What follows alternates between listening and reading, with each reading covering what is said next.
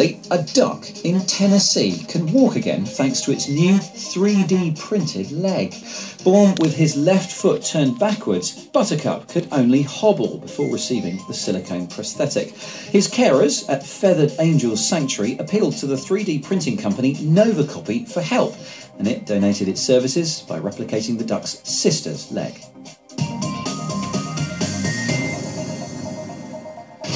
Now, it's late afternoon, you whip out your smartphone and you see you've only got 15% battery left. Is that you? That's me, at least once a week. Now, it goes without saying at this point that you need to kill all the parts of the system that you're not using. Quit the applications running in the background. Turn off Bluetooth. Don't use the video camera. But you still need to get through the rest of your day's business on the remaining drops of juice you have left. Should you make phone calls or should you send texts instead? Should you turn off Wi-Fi?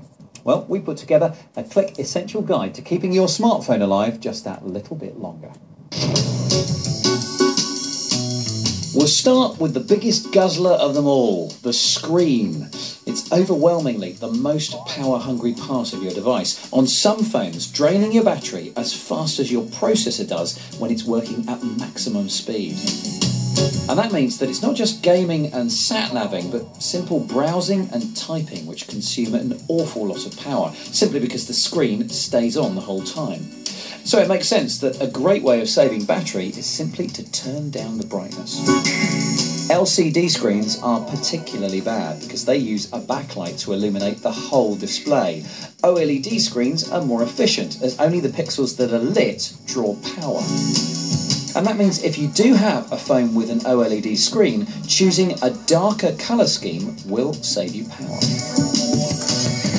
Now, the lowest power state you can put your phone into is flight mode. However, since that switches off all the radios in the device, it's not actually useful if you're waiting for that one important call or email. So, should you use Wi-Fi or the mobile network? Well, that depends what you're planning to do. Now, as long as you're in range of Wi-Fi, it's often a better option than 3G. In tests, browsing and emailing takes much less power over Wi-Fi than 3G, and that's partly because the connection is faster, so you get more data through in a shorter time. If you're on a train or in a car, 3G gets even more battery hungry because it takes extra power to frequently hop between 3G cells. So, if you have a mobile Wi-Fi hotspot, time to turn it on.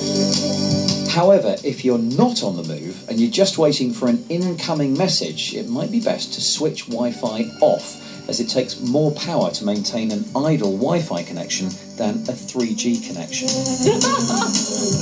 It's not just sat-nav and maps which burn your phone's GPS receiver. More and more apps ask your phone where it is, and for that reason, it's best to switch off your GPS when you're not using it, lest it gets constantly pinged for information and triangulation.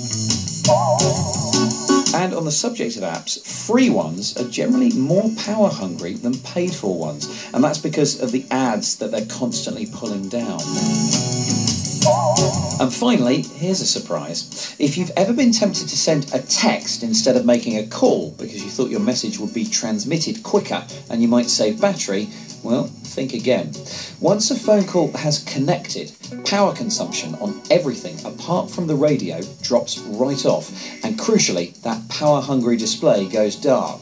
So, unless you have lightning fingers, it turns out that keeping the screen lit to type the text message actually uses more energy than the transmission of the phone call.